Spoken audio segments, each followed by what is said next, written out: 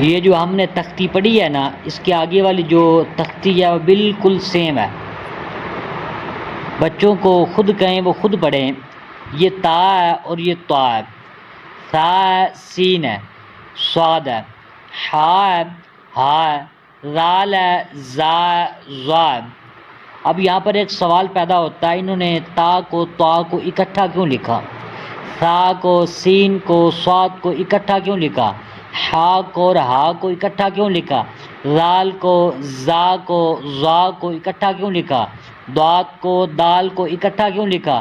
قاف کو اور کاف کو اکٹھا کیوں لکھا؟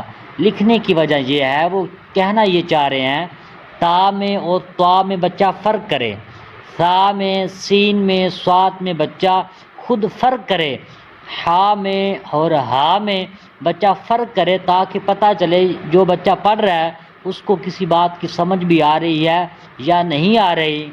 تو دوستو، جب آپ بچوں کو یہ والی تختی پڑھائیں تو بچوں کو خود کہیں یہ والی تختی پڑھیں، کیونکہ آگے جو بھی سبق آپ پڑھیں گے وہ پڑھیں گے جو آپ نے پیچھے پڑھا ہوگا، کوئی بھی نیا لفظ نہیں آئے گا، بلکہ آپ وہی پڑھیں گے جو آپ پیچھے پڑھ چکے ہیں۔